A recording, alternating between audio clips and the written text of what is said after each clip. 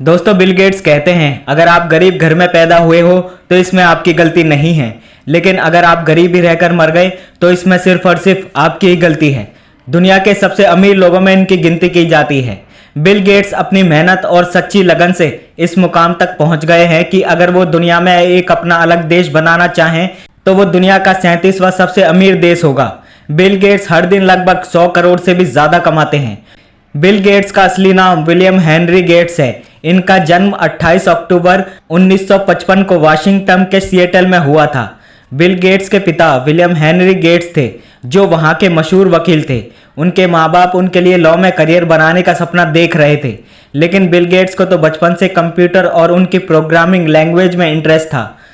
उनकी शुरुआती पढ़ाई लेक्साइड स्कूल में हुई थी और स्कूल में स्टूडेंट को कंप्यूटर चलाने के लिए दिया जाता था ताकि वो कंप्यूटर को और अच्छे से समझ पाएं, और इसी वजह से बिल गेट्स की कंप्यूटर में रुचि और ज़्यादा बढ़ती गई। बिल गेट्स को कंप्यूटर सीखने से ज़्यादा ये जानने में इंटरेस्ट था कि कंप्यूटर आखिर काम कैसे करता है।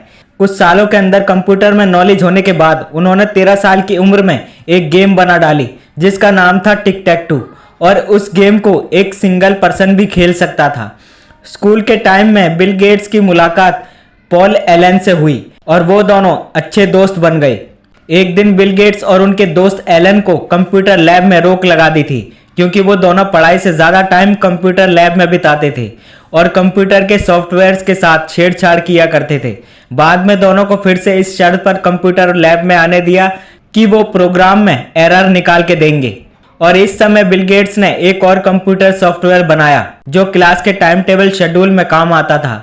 फिर सन 1970 में 15 साल की उम्र में बिल गेट्स और एलन ने मिलकर एक और प्रोग्राम बनाया जो शहर के ट्रैफिक पैटर्न पर नज़र रखता था।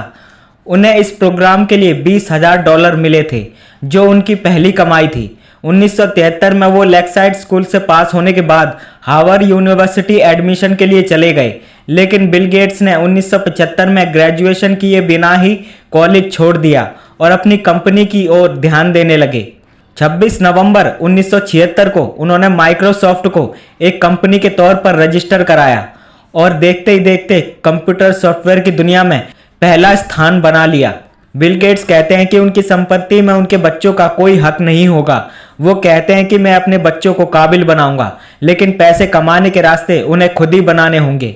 बिल गेट्स हर साल गरीबों की मदद के लिए करोड़ों रुपए दान देते हैं। बिल गेट्स ने अपनी लाइफ में कभी हार नहीं मानी।